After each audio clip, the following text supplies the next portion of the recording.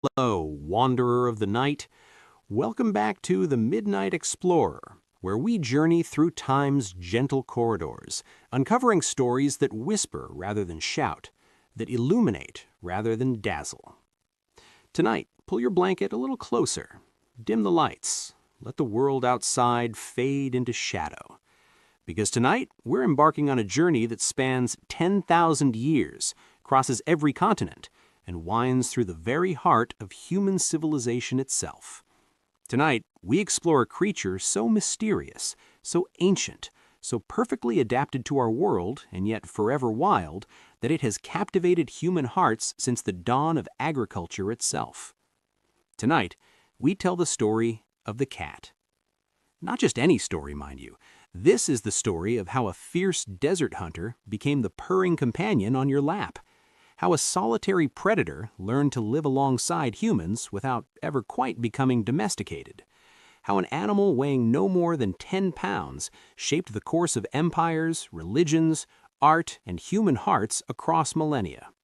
So settle in, breathe deeply, let your mind wander back through the centuries, through the shadows of history, to a time before cities, before kingdoms, before the written word itself. Close your eyes if you wish. Our story begins in silence, in stillness, in the golden sands of the ancient world. The fertile crescent of the ancient Near East, some 12,000 years ago. The last ice age is ending. Glaciers retreat like tired giants going home. The world warms, grasslands spread, and in the space between wild and tamed, something miraculous is happening. Humans are learning to farm. For hundreds of thousands of years, we wandered. We followed herds. We gathered what the earth offered freely. But now, for the first time, we're staying put. We're planting seeds. We're storing grain. We're building permanent homes. And with those stores of grain comes an unwanted visitor, the mouse.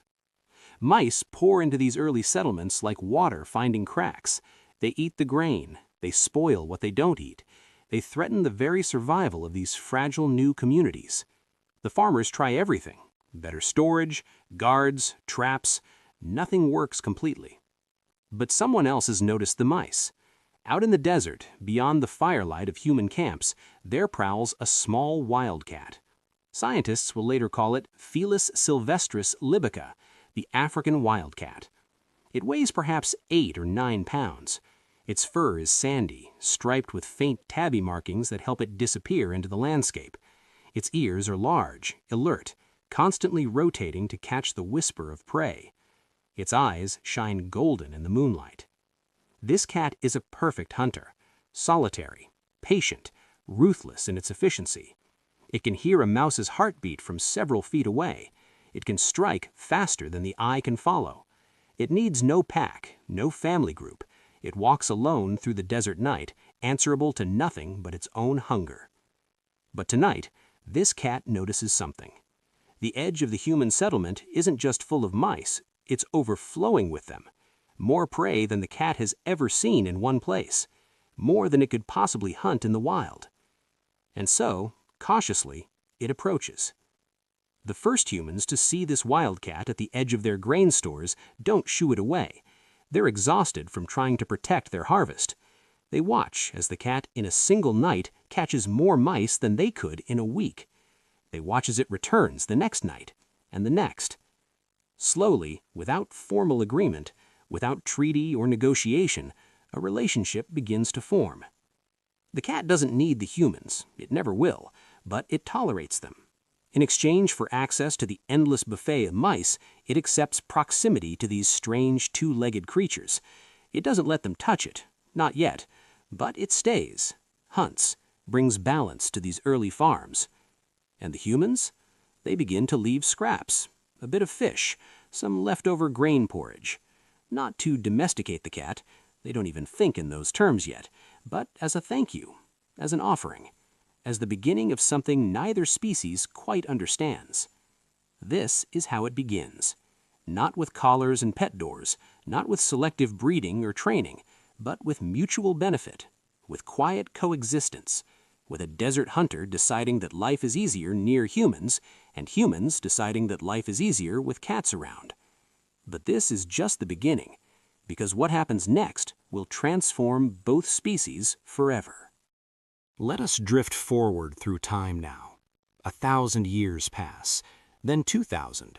The relationship between human and cat deepens, evolves, becomes something unprecedented in nature. And nowhere does this bond grow stronger than in the great civilization rising along the Nile, Egypt. Picture the Nile Delta around 3000 BCE. The river floods predictably each year, leaving behind rich, dark soil. The Egyptians have mastered agriculture on a scale never before seen. They grow wheat and barley in abundance. They build granaries that tower over the landscape. They're becoming wealthy, powerful. They're becoming the world's first true superpower. But with all this grain comes a problem the African wildcat's descendants are perfectly suited to solve. The Egyptians begin to actively encourage cats to live among them. They notice that homes with cats have fewer mice, fewer snakes, fewer scorpions. They notice that grain stores guarded by cats stay fresh longer. They begin to value these small hunters more and more. But something else is happening too, something subtle, something profound. The cats living closest to humans begin to change. Not dramatically, cats are too perfect already to need much improvement, but in small ways. The most tolerant cats, the ones comfortable being near people, have more kittens that survive. Those kittens inherit their parents' temperament. Generation by generation, century by century, cats become more social, more willing to be touched, more comfortable with human presence. This is evolution in real time, natural selection favoring traits that help cats thrive in the human world. But unlike dogs, who humans actively bred into hundreds of different forms, cats domesticate themselves. They choose which traits to keep. They remain fundamentally wild while learning to live among us. The Egyptians see something divine in this. Here is an animal that cannot be controlled, cannot be forced, cannot be truly tamed, yet chooses to stay. Here is a hunter so perfect it seems touched by the gods. Here is grace embodied, mystery made flesh. And so they begin to worship. The goddess Bastet emerges from Egyptian mythology like a cat from shadow. In early depictions, she appears as a fierce lioness, a warrior goddess, protector of the pharaoh, bringer of pestilence to Egypt's enemies. But as cats become more integrated into Egypt's daily life, Bastet's image softens. She becomes a cat-headed woman, serene and protective. She becomes the goddess of home, fertility, music, dance, joy. Her cult center at Bubastis becomes one of Egypt's most important religious sites. Hundreds of thousands of pilgrims travel there each year for her festival. They bring mummified cats as offerings. They commission bronze statues of cats to leave at her temple. They pray to her for protection, for children, for happiness. The Egyptians make it illegal to harm a cat. The penalty for killing one, even accidentally, is death. When a family cat dies, the entire household goes into mourning. They shave their eyebrows. They hold elaborate funerals. They mummify their beloved companions with the same care given to human dead, wrapping them in linen, placing them in decorated sarcophagi, sending them to the afterlife with offerings of mummified mice for the journey. Archaeologists have found cat cemeteries containing hundreds of thousands of mummified cats. Hundreds of thousands, each one carefully prepared, each one honored, each one proof of how deeply cats had woven themselves into the Egyptian soul. But let me tell you about one cat in particular, one whose name has been lost to time, but whose story we can imagine from the evidence that remains. Picture a cat living in Thebes around 1500 BCE. Let's call her Mute, a common Egyptian name for cats meaning she-cat. Mute lives in a wealthy household. The master is a scribe, an important man who keeps records for the pharaoh's court. His home is cool and spacious, with painted walls and tiled floors. Mute's life is comfortable beyond what any wildcat could dream. She sleeps on cushions. She eats fish and fowl. She's given a collar of leather adorned with small bronze bells, a mark of status, of belonging.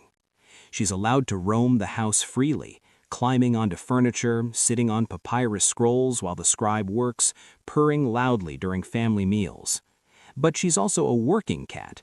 At night, when the household sleeps, Mute prowls. She hunts the mice and rats that would otherwise eat the family's grain stores. She kills the cobras that slither in from the river. She's both pet and protector, companion and employee, divine presence and practical necessity. When Mute eventually dies, of old age, well-fed and well-loved, the family mourns deeply. They commission a small wooden sarcophagus for her, painted with scenes of the afterlife. They mummify her body with aromatic oils and wrap her in linen. They place her in their family tomb so she can join them in the afterlife. Mute's story is not unique. It's repeated thousands of times across ancient Egypt. And it shows us something profound about the human-cat relationship. These weren't just useful animals. They weren't just pets. They were family. They were sacred. They were proof that the divine could choose to dwell in the ordinary, that the wild could choose to stay, that love could exist between species. But Egypt's love affair with cats will have consequences that ripple across the ancient world. Because while Egypt tries to keep its cats to itself, forbidding their export, making it illegal to take them abroad, cats, like all truly wild things, cannot be contained. Close your eyes now and imagine the ancient Mediterranean world. It's around 1000 BCE. Egypt is still powerful, but it's no longer alone. Phoenician traders sail from port to port. Greek city-states are rising. Rome is just beginning its long climb to dominance. And everywhere these ships go, cats follow.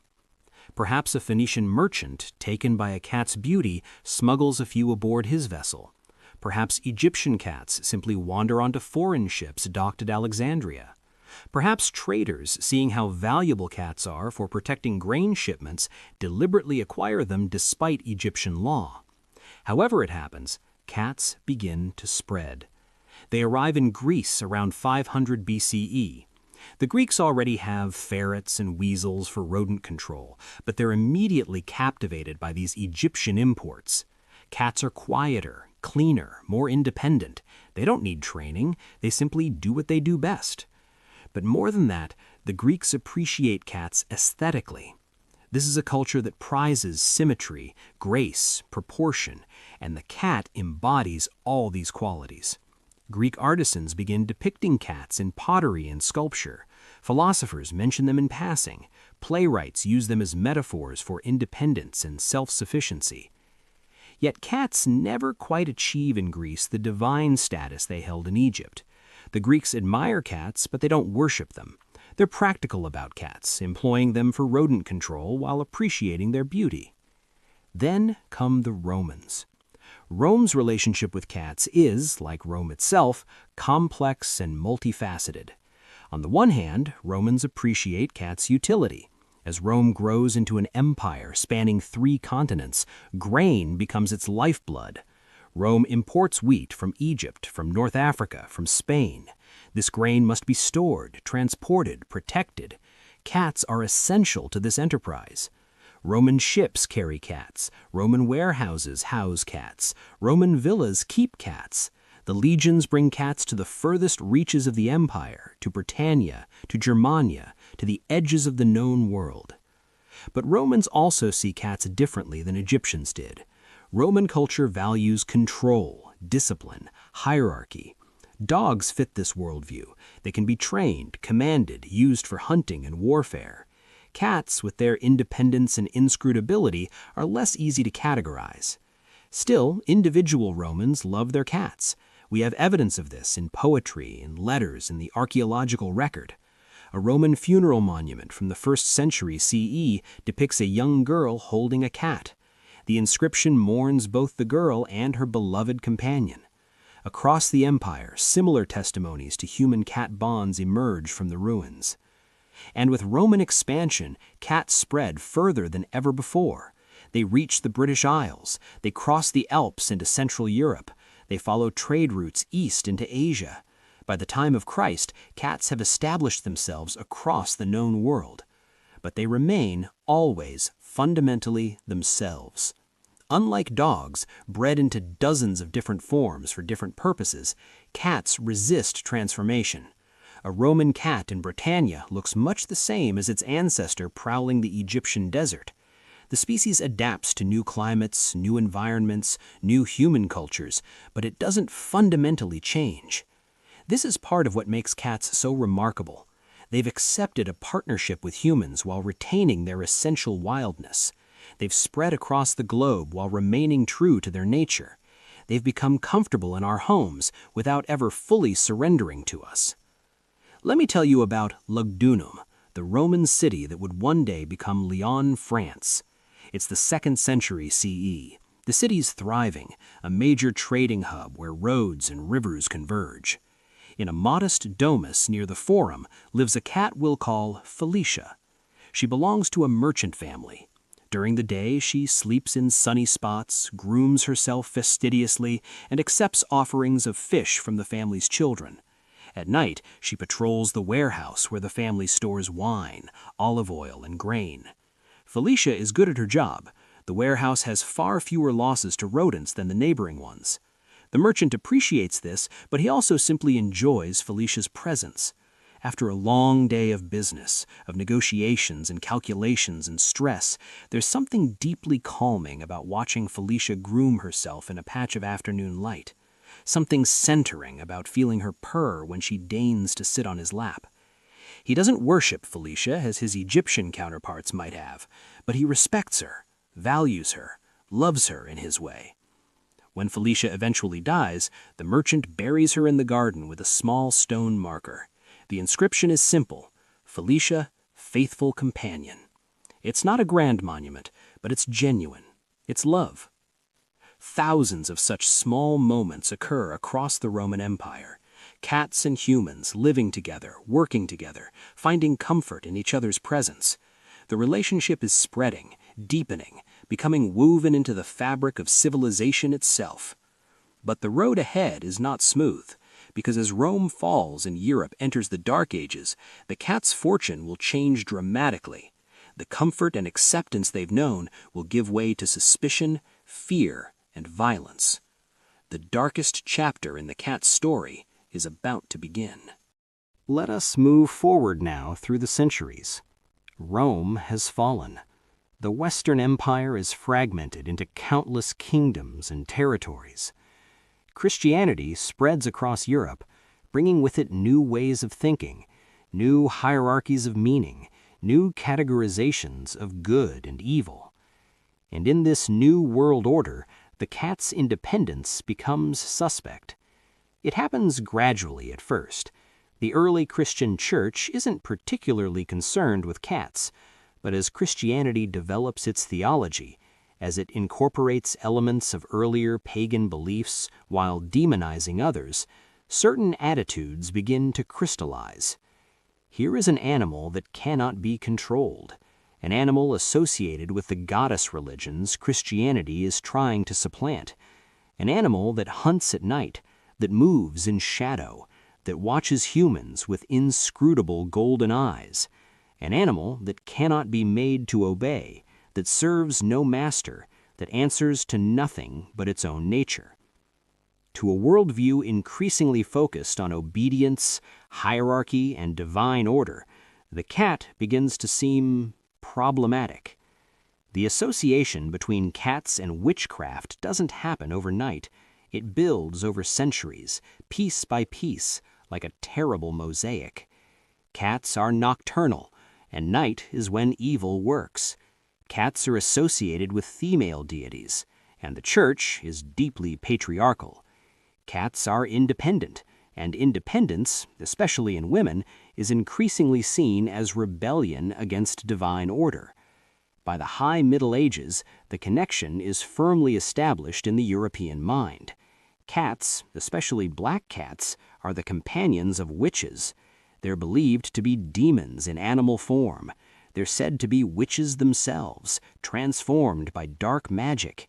They're accused of stealing babies' breath, spreading plague, serving Satan. The persecution that follows is horrific beyond measure. Imagine a small village in medieval France. The year is 1320.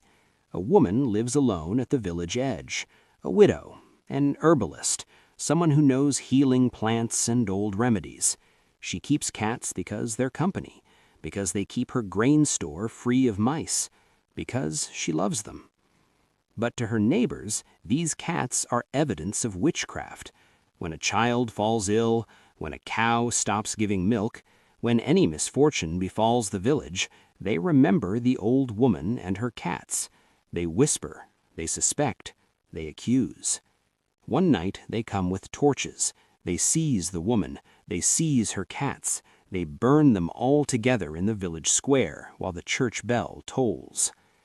This scene, with variations, repeats itself thousands of times across medieval Europe. Cats are drowned, burned, thrown from bell towers, buried alive. In some regions, killing cats becomes a sport, a festival activity, a public spectacle meant to demonstrate piety and drive away evil. The irony is terrible and tragic. Because as Europe kills its cats, rat populations explode. And in 1347, those rats bring a fleas carrying a bacterium called Yersinia pestis. The Black Death sweeps across Europe like a scythe through wheat.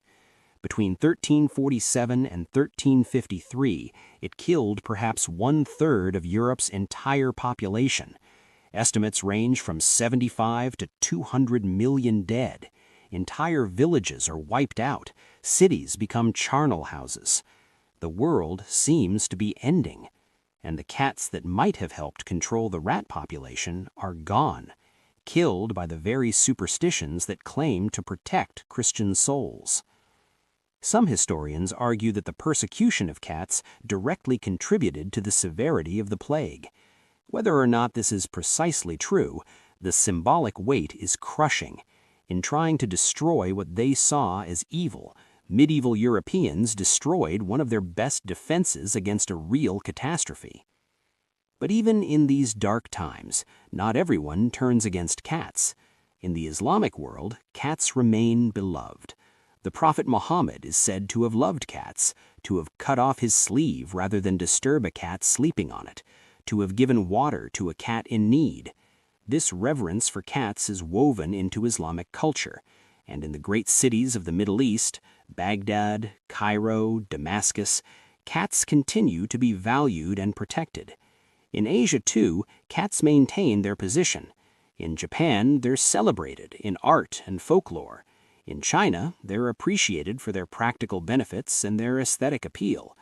Buddhist and Shinto traditions don't demonize them.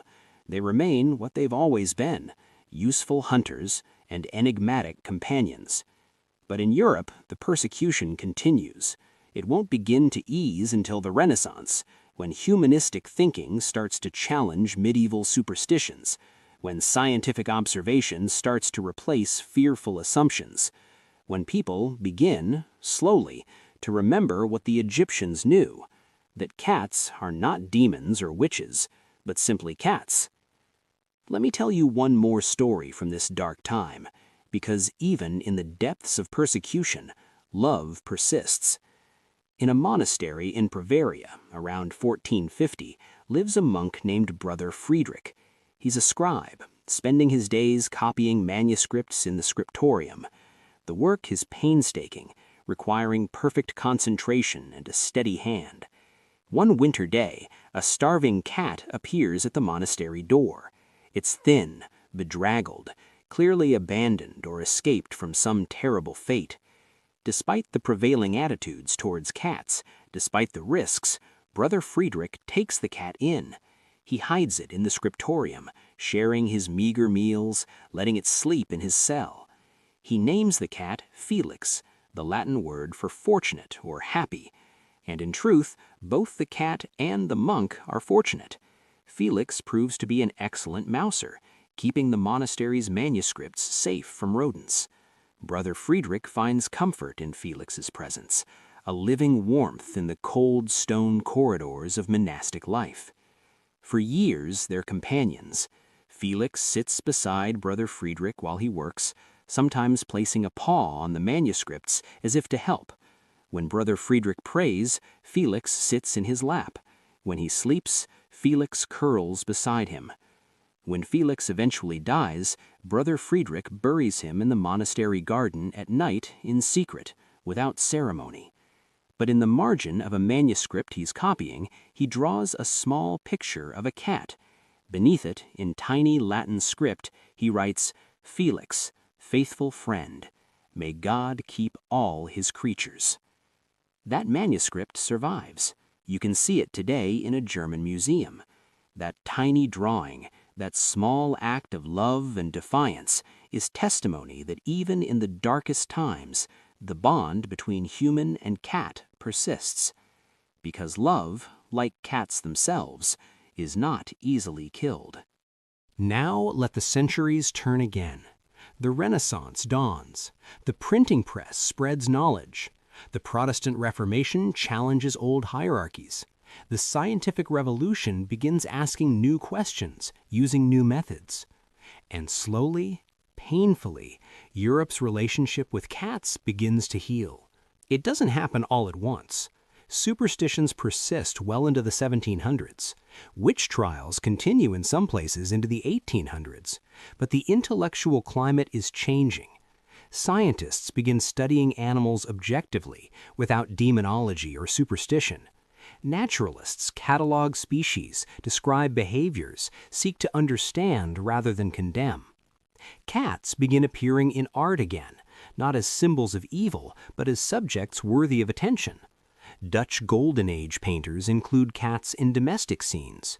French artists paint aristocratic ladies with cats in their laps.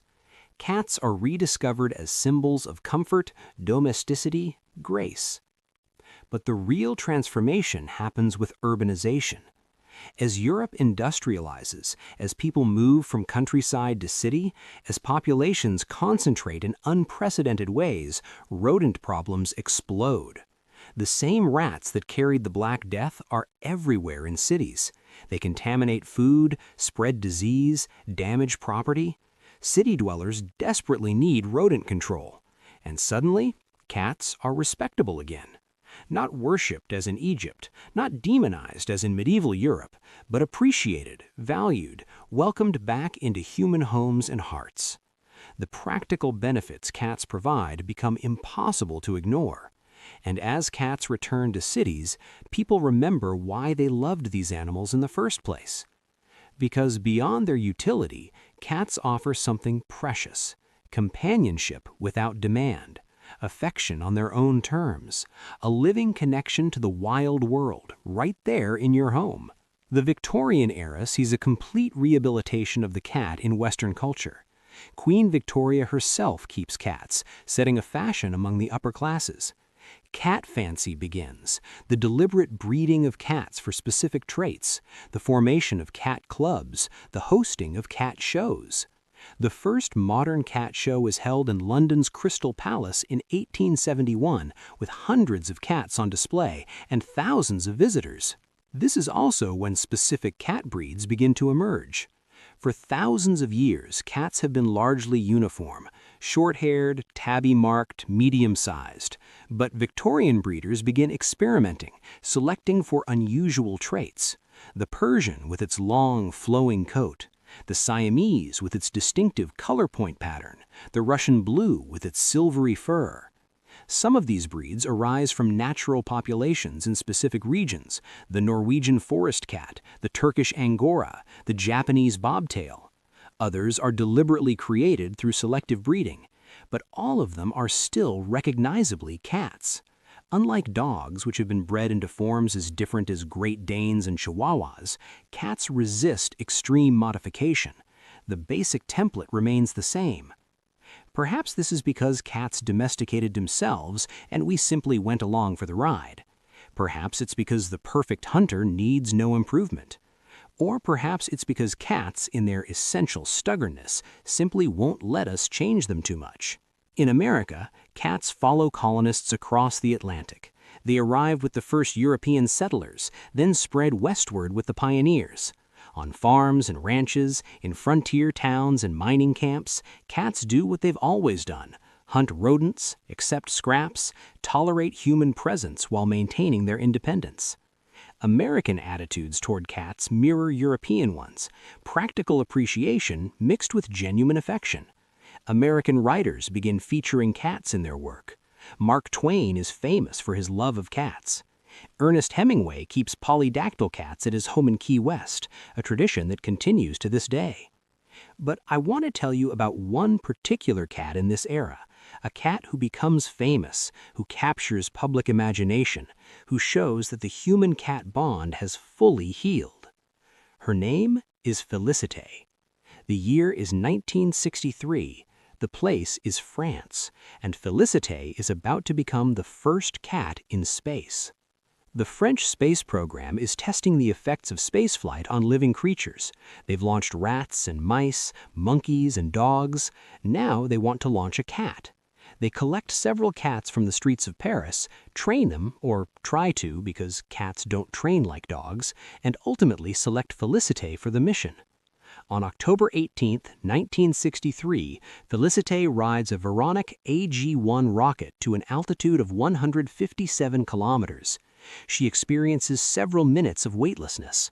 Electrodes measure her vital signs, her brain activity, her physical responses to spaceflight. Then her capsule returns to Earth by parachute. Félicité survives.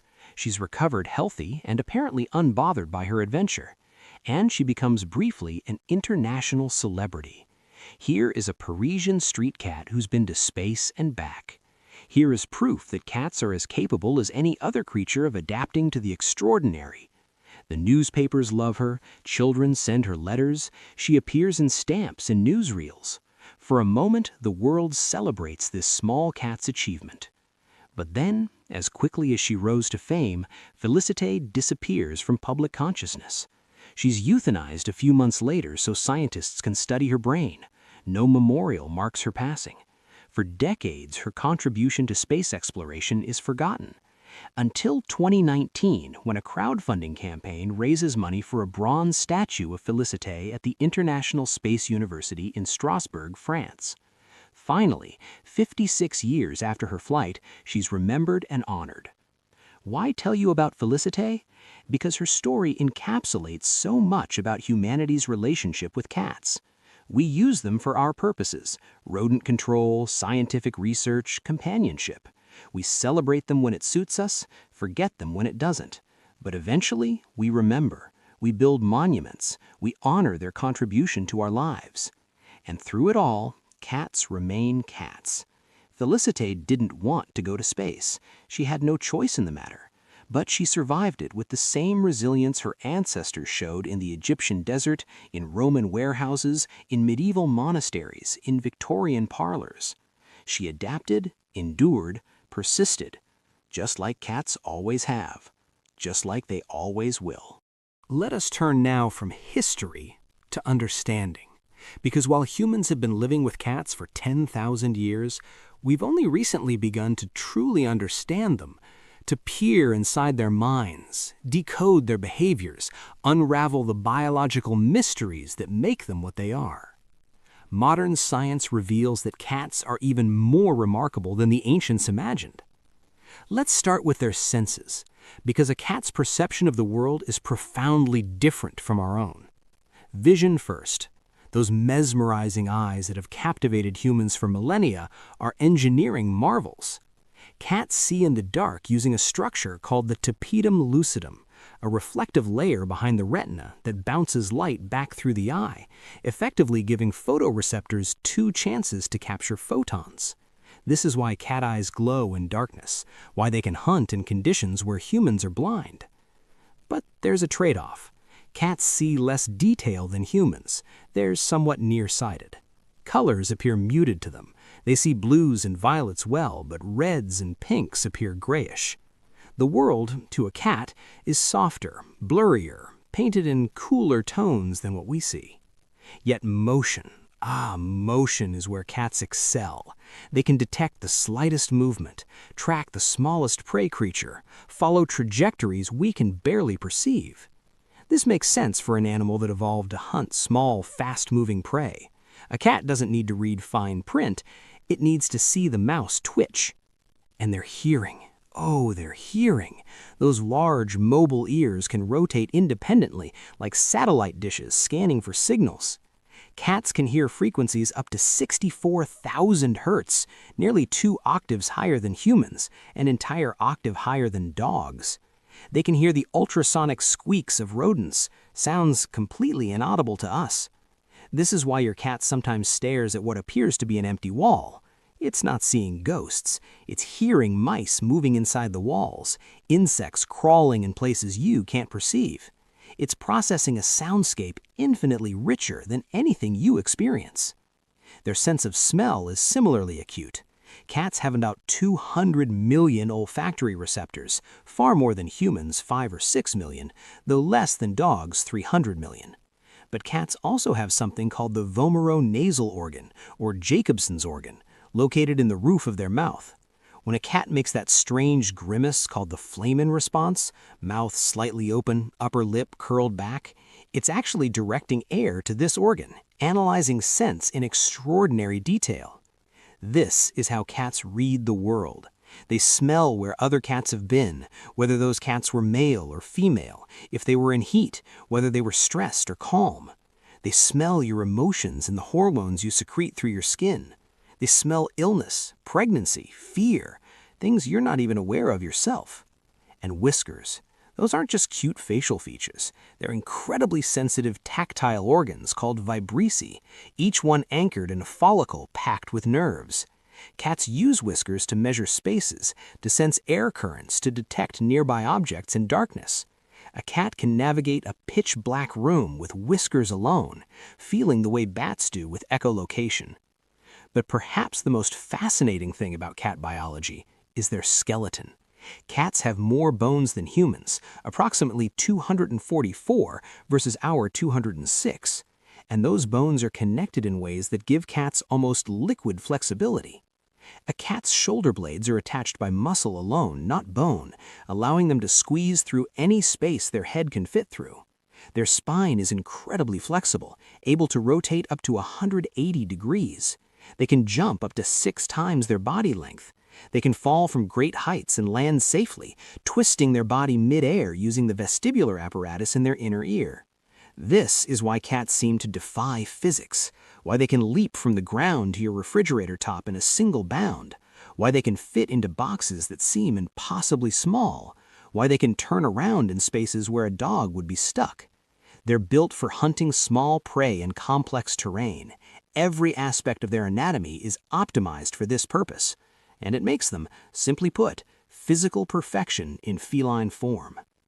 But what about their minds? What are cats actually thinking? This question has puzzled humans for thousands of years, and thanks to modern behavioral science, we're finally getting some answers, though cats guard their mysteries well. First, let's dispel a myth. Cats are not less intelligent than dogs. They're differently intelligent. Dogs have been bred for tens of thousands of years to understand human cues, to want to please us, to be responsive to training. Cats haven't. They've evolved to be solitary hunters, to solve problems independently, to need no one's approval. You can't train a cat the way you train a dog, not because cats are stupid, but because they don't care about pleasing you. A dog will perform a trick for praise. A cat will perform a trick if it decides the reward is worth the effort, and maybe not even then. But cats are problem solvers. Studies show they can understand cause and effect, can learn by observation, can even use tools in limited ways. They have episodic-like memory. They remember specific events and where things happened. And they understand us far more than we often realize. Research shows cats recognize their names. They know when you're calling them. They might not choose to respond. They distinguish between your owner's voice and a stranger's voice. They recognize human facial expressions and emotional states. They've learned to meow specifically to humans in frequencies that mimic human baby cries because they've figured out this gets our attention. Think about that. Cats have developed a form of communication specifically to manipulate humans. Wild cats rarely meow to each other as adults, but domestic cats meow constantly at us, adjusting the tone and frequency based on what they want and what they've learned works on us. That's not stupidity, that's adaptation. That's intelligence applied to social manipulation. And the purr, oh, the mysterious purr. We all know what purring sounds like, but how cats do it remains somewhat mysterious. It seems to involve the laryngeal muscles vibrating at 25 to 150 vibrations per second, but the exact mechanism is still debated. What we do know is that cats purr not just when they're happy, but also when they're injured or dying. Why? One theory is that the frequency of purring promotes bone density and healing. The vibrations might stimulate tissue repair, reduce pain and swelling, even promote bone growth. Cats may be self-medicating through purring. But cats also purr when they're content, when they're with you, when they're happy. And this purr has measurable effects on humans too. Studies show cats' purrs can lower blood pressure, reduce stress, promote calm. The frequency range of purring overlaps with the frequencies used in therapeutic medical treatments. So when your cat curls up on your lap and purrs, it's not just experiencing contentment, it's sharing it. It's creating a feedback loop of calm between you and it. It's doing what cats have done for thousands of years, being both wild and domestic, both separate and connected, both mysterious and comfortingly present. But let's go deeper. Beyond biology, beyond behavior, let's talk about the question that really matters. Do cats love us? It's a question humans have debated since the first wild cat accepted the first offering of fish 10,000 years ago. The ancient Egyptians believed their cats loved them. Medieval Europeans believed cats couldn't love, that they were demons incapable of true feeling. Victorian sentimentalists projected all sorts of emotions onto their cats. But what does science say? The answer is complex, like cats themselves. Cats form attachments. This has been proven in laboratory settings. When separated from their owners and then reunited, most cats show signs of what attachment researchers call secure attachment. They greet the owner, then go back to exploring, using the owner as a secure base. This is the same attachment pattern seen in dogs, in children, in all social mammals. But cats express this attachment differently than dogs do. Dogs are obvious. They wag, they jump, they cover you with kisses. Cats are subtle. A slow blink, a gentle head bump, simply being in the same room as you. These are how cats say, "I love you." Scientists call the slow blink a cat kiss. When a cat slowly closes its eyes at you, it's expressing trust and affection. It's saying, in cat language, "I feel safe with you." Try it yourself. Slow blink at your cat. Many cats will slow blink back, engaging in a silent conversation of affection. The head bump, or bunting, is even more significant. Cats have scent glands on their cheeks and forehead. When they rub against you, they're marking you with their scent, claiming you as part of their territory, their family group. It's an intimate gesture, reserved for those the cat truly trusts. And presence, simply choosing to be near you, is perhaps the most significant sign of all. Remember, cats are solitary hunters by nature. They don't need social bonds to survive. When a cat chooses to sleep on your bed, to sit in the same room while you work, to follow you from room to room, it's making a choice. It could be anywhere. It chooses to be with you. This is how cats love. Not desperately like dogs, not needily, but freely, choosing intimacy while maintaining independence. It's a very particular kind of love, one that respects autonomy while still forging connection.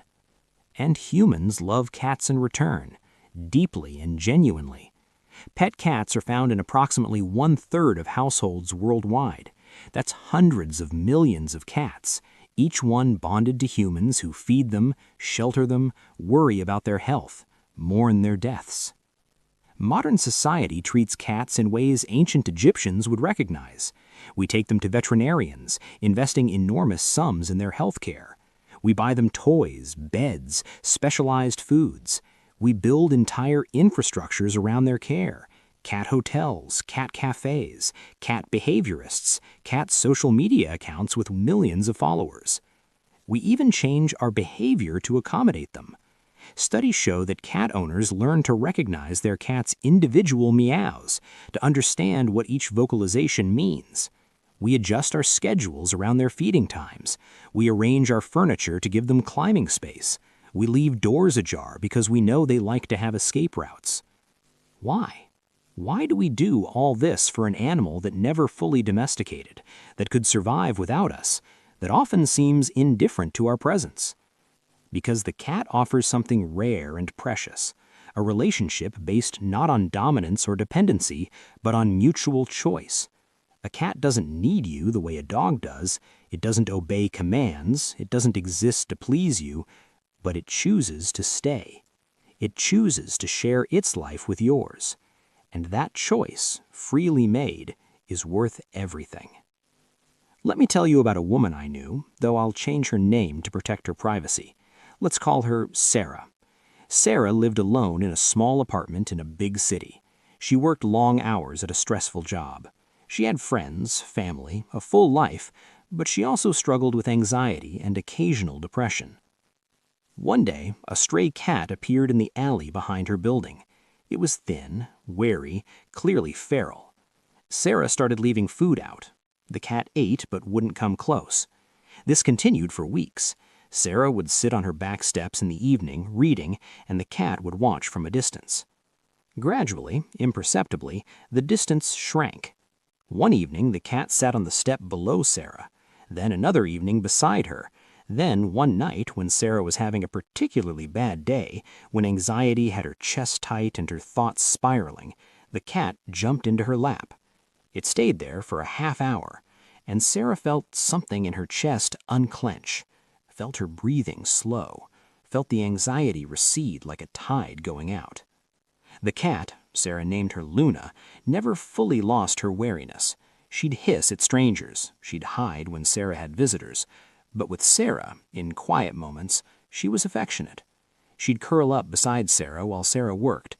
She'd sleep on Sarah's bed. She'd head bump Sarah's hand when Sarah was sad. Did Luna love Sarah? By any measurable standard, yes. Luna chose to stay when she could have left. Luna sought out Sarah's presence. Luna offered comfort when Sarah needed it. Did Luna save Sarah's life? That's too dramatic. But Luna made Sarah's life better, measurably, consistently. Luna gave Sarah something to care for beyond herself. Luna provided companionship without judgment, affection without demand. And when Luna died years later, of old age, Sarah mourned her deeply and genuinely. She took a day off work. She cried. She buried Luna in a pet cemetery and bought a small headstone. She kept photos of Luna on her phone, on her desk. She did, in other words, exactly what the ancient Egyptians would have done, what Brother Friedrich did in his medieval monastery, what countless cat lovers have done across 10,000 years of shared history. Because that's what cats inspire in us. Love. Real, deep, abiding love. Not because they're useful, though they are. Not because they're beautiful, though they are. But because they're themselves. Because they're cats. Independent, mysterious, wild, yet choosing to share our homes and our lives. And now we arrive in the present day, the world of 2026, where cats have achieved a status unprecedented in their long history with humans. There are an estimated 600 million cats in the world today. About 200 million are pets, living in homes, cared for by humans who love them. The other 400 million are feral or stray, living on the edges of human civilization, just as their ancestors did 10,000 years ago. Cats have colonized every continent except Antarctica. They live in deserts and rainforests, in cities and on remote islands, in penthouses and in alleys. They've adapted to every climate, every human culture, every ecological niche where small prey exists. In fact, cats have become so successful that they've created an ecological problem. On islands where cats have been introduced, where no natural predators exist for them, and where prey species evolved without any defense against feline hunters, cats have driven dozens of species to extinction.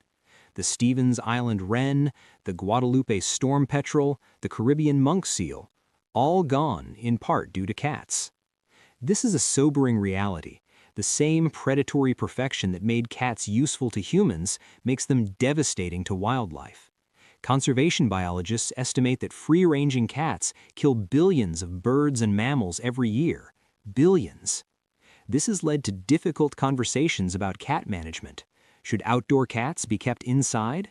Should feral populations be controlled? How do we balance our love for cats with our responsibility to protect wildlife? There are no easy answers, but the conversations themselves show how far we've come. We're trying to understand cats' impact, to manage their populations responsibly, to find ways to let cats be cats while protecting vulnerable species. Some solutions are emerging. Trap, neuter, return programs humanely reduce feral populations without killing. Catios, enclosed outdoor spaces, let pet cats experience the outdoors without hunting wildlife. Education campaigns encourage cat owners to keep pets inside, especially during dawn and dusk when wild prey is most active. It's a work in progress, but it shows that our relationship with cats continues to evolve. Meanwhile, in our homes, cats have become more important to us than ever. The internet has amplified cat culture exponentially. Funny cat videos attract billions of views. Instagram accounts featuring photogenic cats have millions of followers. Cat memes are a universal language, crossing cultural and linguistic boundaries. Grumpy Cat, Lil Bub, Maru the box-loving cat, these felines have achieved global celebrity that would have baffled even the Egyptians. Why are cats so popular online? Partly because they're photogenic, those expressive faces, those graceful movements. Partly because they're inherently funny, the way cats fail jumps, fit into weird spaces, react to cucumbers with comical alarm. But also, I think, because cats represent something we crave in our modern, hyper-connected, always-on world. They represent the freedom to just be, to ignore emails, to nap in sunlight, to refuse to do things that don't interest them, to maintain boundaries and dignity. In a world that constantly demands our attention, our productivity, our engagement, cats model a different way of being. They show us it's okay to be selfish sometimes, to rest, to say no, to prioritize comfort and pleasure and autonomy. This might seem like a small thing, but watch how people interact with cat videos when they're stressed or sad. Watch how those videos provide genuine comfort. Watch how a 30-second clip of a kitten playing can brighten someone's entire day. That's not trivial. That's cats doing what they've always done, providing comfort, companionship, a reminder of the wild world, a connection to something beyond our human concerns. And in our homes, cats continue to be what they've always been: mysterious companions, beautiful predators, independent souls who choose, for reasons we'll never fully understand, to share their lives with ours. So let me now try to answer the question that underlies this entire story. Why? Why have cats and humans maintained this relationship for 10,000 years? What is it about these small predators that has so captured the human heart? The easy answer is utility. Cats kill rodents. Rodents eat our grain, spread disease, cause economic damage. This explanation is true, but incomplete. Plenty of animals kill rodents. We don't form millennia-long bonds with all of them. The second answer is aesthetics. Cats are beautiful. Their grace, their symmetry, their movements, these inspire admiration in almost everyone who sees them. Also true. But beauty alone doesn't explain the depth of human attachment to cats. Plenty of beautiful animals exist that we don't invite into our homes. The third answer is that cats fill an emotional need. They provide companionship without the overwhelming neediness of dogs. They offer affection on their terms, which makes their affection feel more meaningful when it comes. They're independent but present, in the home but not demanding. For many people, especially introverts, this is the perfect level of social interaction. All of these answers are true, but I think there's something deeper. I think cats represent something fundamental about the relationship between wild and tame, between nature and civilization, between independence and connection. Cats exist in a liminal space. They're domestic, but not domesticated. They live in our homes but could survive outside them. They accept our care but don't need our approval. They're predators who sleep in our beds, wild animals who purr in our laps. This in-between space is deeply compelling to humans. We spend our lives navigating similar tensions. We live in civilization but crave nature. We need community but value autonomy. We want connection but also freedom. Cats model a way of being that balances these opposites. They show us it's possible to be both independent and connected, both wild and domestic, both separate and intimate. And they do this not by grand gestures, but by simply being themselves. A cat doesn't try to please you. It doesn't perform for your approval. It simply exists, fully itself. And if you're patient and respectful, it might choose to share that existence with you. That's profoundly validating. That's meaningful. That's why humans have maintained this relationship across 10,000 years, across every culture, across every historical upheaval and change. Because cats remind us of who we are. They're mirrors for our own desire to be simultaneously wild and civilized, independent and connected, free and belonging. And they do all this while at the end of the day being just cats, small predators, desert hunters, perfect killing machines who happen to purr. Let me tell you one last story. This one is personal. When I was young, I'll be vague about when for privacy's sake, I went through a difficult period. Without going into detail, I was isolated, sad, struggling to find meaning or connection. The world felt gray and empty. My family had a cat. She was old, a tortoiseshell named Cleo, who spent most of her time sleeping. She wasn't particularly affectionate. She tolerated petting, but rarely sought it out. She was just there. During this difficult time, I started spending hours in my room, avoiding family, avoiding friends, avoiding everything. And Cleo started spending those hours with me. She'd come into my room in the morning and wouldn't leave until night. She'd sleep on my bed while I read. She'd watch me from the windowsill. She'd sit beside me while I did homework. She didn't do anything dramatic. She didn't lick my face or wag her tail or try to cheer me up. She just stayed. And slowly, so slowly I barely noticed, I started to feel better. Not because Cleo solved my problems, she didn't. Not because she provided deep emotional support, she wasn't that kind of cat. But because her presence was proof that I wasn't alone. Because caring for her, feeding her, making sure she had fresh water, taking her to the vet when she seemed unwell, gave me a reason to get up in the morning. Because she chose to be with me. Every day she could have stayed downstairs where it was warmer, where other family members were, where the sunlight was better. But she came to my room. She chose to be with me. And that choice mattered more than I can adequately express. Cleo died when I was in college. She was 18, ancient for a cat. My family called to tell me. I cried, alone in my dorm room, for a cat who had never been particularly affectionate, who had simply existed in my space for years, who had kept me company during the worst time of my life without fanfare or fuss.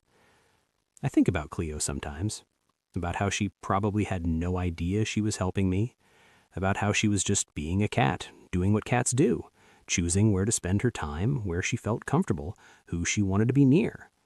But the effect was the same as if she'd understood everything and deliberately set out to help. The gift was the same. The love, because it was love, on both sides, was real. This is what cats have been doing for 10,000 years. Being themselves, choosing to stay, providing companionship without demand, offering presence without obligation.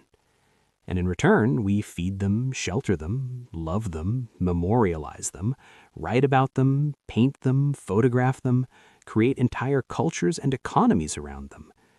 It's a strange relationship when you think about it. An alliance between two species that should have nothing in common. A desert predator and a farming ape, finding ways to coexist, then to live together, then to love each other.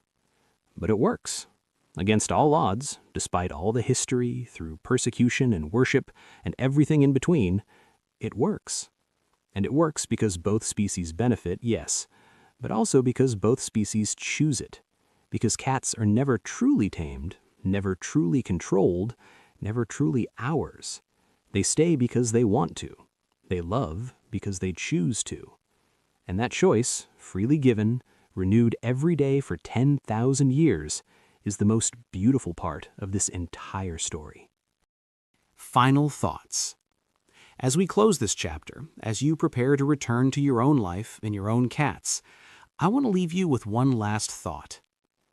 We began by asking about the facts of cats, their history, their biology, their behavior, and we've covered many facts indeed. But facts, ultimately, are just data. They tell us what happened, but not what it means. The meaning emerges in the gaps between facts, in the quiet moments when a cat chooses to sit beside you, in the soft rumble of purring that seems to say both, "I'm content," and something deeper, something without words. In the 10,000 years of humans and cats figuring out how to live together, fail each other, forgive each other, and keep trying. The story of cats is, in the end, a love story. Not a simple one, love never is. Not an easy one, the best love rarely is. But a real one. A love that has persisted across millennia, survived persecution and neglect, adapted to every change in human society while remaining essentially itself. And it's a love that continues. Right now, in homes around the world, cats are curling up beside humans who love them. Right now, someone is adopting their first cat, beginning a relationship they don't yet know will change them. Right now, a child is learning gentleness by caring for a kitten. Right now, an elderly person is feeling less alone because a cat chose to stay. This is what cats have given humanity. Not just rodent control or aesthetic beauty or internet content, though they've given all that too, but companionship, connection, a reminder that love doesn't require words, that bonds can form across species, that wildness and domesticity can coexist, that choosing to stay is sometimes the greatest gift one being can give another. So tonight, as you drift towards sleep, think of the cats. Think of Mayut in ancient Thebes, sleeping on cushions in a scribe's house. Think of Felicia in Roman Lyon, keeping watch over a merchant's warehouse. Think of Felix in that medieval monastery, finding love in darkness. Think of Luna, helping Sarah through her anxiety. Think of Cleo, sitting with a sad teenager, offering nothing but presence. Think of all the cats, across all the years, making the same choice again and again, to stay, to share space, to offer, in their own mysterious way, love. And if you have a cat, maybe go and find them now. See what they're doing. Watch them for a moment, sleeping in that patch of moonlight, grooming themselves with such fastidious care, staring out the window at the night. And know that you're part of this ancient story, that the bond between you and your cat stretches back to the dawn of civilization itself, that you're continuing something that began 10,000 years ago in the desert, under stars that still shine above us tonight. Know that your cat, in choosing to be with you, is doing what cats have always done, making a choice that needn't be made, offering companionship that needn't be offered, giving love that needn't be given. And that's enough. That's everything. That's the whole story. Thank you for joining me tonight on the Midnight Explorer, for wandering with me through the long history of cats and humans, for thinking about these mysterious creatures who have shared our lives for so very long. May your dreams be peaceful. May your cat sleep soundly beside you. And may you wake tomorrow with a deeper appreciation for the small predator who has chosen, for reasons known only to itself, to love you. Until we meet again, good night, dear explorer. Good night.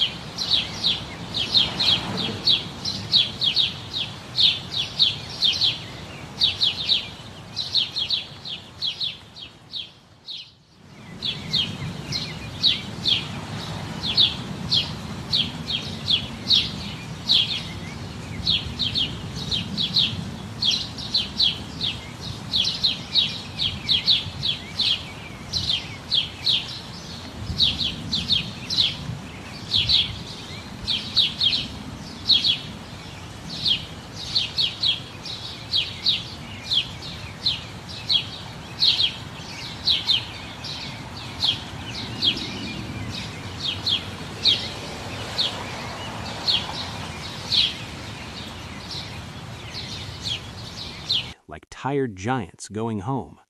The world warms, like tired giants going home. The world warms, grasslands spread, and in the space between wild and tamed, something miraculous is happening. Humans are learning to farm.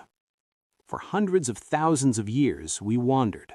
We followed herds. We gathered what the earth offered freely. But now, for the first time, we're staying put. We're planting seeds. We're storing grain. We're building permanent homes. We're storing grain. We're building permanent homes. And with those stores of grain comes an unwanted visitor. The stores of grain comes an unwanted visitor. The mouse. Mice pour into these early settlements like water finding cracks. They eat the grain. They spoil what they don't eat.